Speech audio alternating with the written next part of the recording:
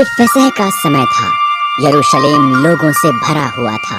जब यीशु जैतून के पहाड़ पर पहुंचा, एक पहाड़ी जिससे यरूशलेम दिखता है, उसने उसके 2 शिष्यों को एक गधा ढूंढने के लिए कहा। उन्होंने गधा ढूंढा और उस पर अपने कपड़े डाले। यीशु ने बाइबल की उस आयत को पूरा करते गधे पर सवारी की जो ये कहती है, हे यरूशलेम, देख तेरा राजा गधे पर बैठा आता है। यीशु गधे पर चढ़कर यरूशलेम की तरफ गया। बहुत से लोगों ने उसके चमत्कारों को याद किया और उसके साथ शामिल हो गए। उन्होंने उसका आदर करने के लिए उसके आगे आगे सड़क पर खजूर की डालियां और कपड़े बिछाए। उन्होंने आशा की कि यीशु परमेश्वर का वादा किया उद्धार करता है, इसलिए उन्होंने पुकार कर कहा, होशाना, धन्य है वो जो प्रभु के नाम से आता है, धन्य है इज़राइल का राजा।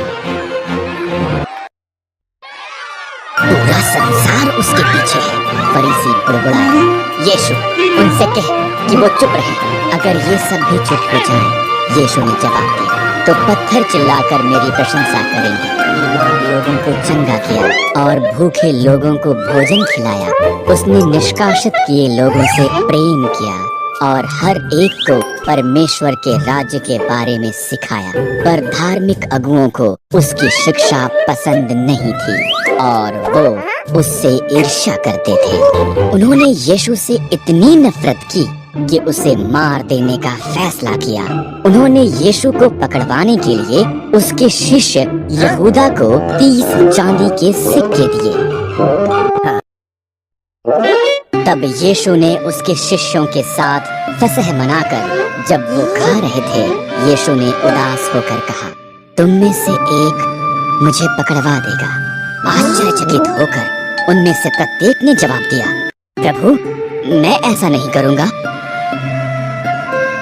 ये सत्य है, यीशु ने कहा, यहाँ पर खाते तुम में से एक मुझे पकड़वा देगा।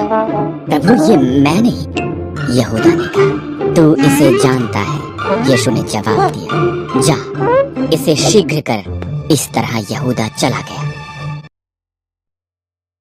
यीशु ने रोटी ली और इसके लिए परमेश्वर को धन्यवाद करके उसने इसे तोड़ा, उसके शिष्यों को ये दी और कहा, जब तुम इसे खाओ तो मुझे याद करो, ये तुम्हारे लिए दिया गया मेरा शरीर है।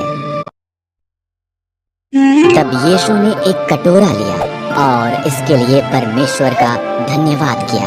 हर कोई इस कटोरे में से पियो, उसने कहा, ये मेरा लहू है जो बहुतों के पापों की क्षमा के लिए बहाया गया है। जब वो खा चुके, यीशु और उसके शिष्यों ने एक साथ एक भजन गाया। तब वो प्रार्थना के लिए गतसमनी की तरफ चल पड़े। उनके एक साथ खाना खाने के बाद यीशु ने उसके शिष्यों से कहा, आज रात तुम मुझे त्याग दोगे?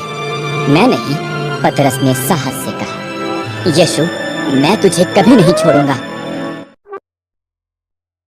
यीशु ने आह भरी।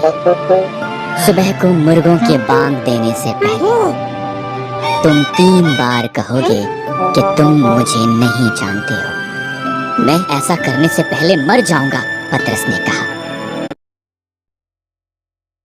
जब वो गतसमनी के बाग में आए, यीशु ने उसके शिष्यों को उसके साथ प्रार्थना करने के लिए कहा। शिष्य थक चुके थे, वो सो गए। यीशु ने अकेले पिता से प्रार्थना की। यीशु जानता था कि उसके दुश्मन उसे मार देना चाहते थे। वो ये भी जानता था कि मरना उसके लिए परमेश्वर की योजना थी। मुझे कोई और मार्ग दिखा, उसने प्रार्थना की। नहीं तो जो तूने कहा मैं वही करूंगा।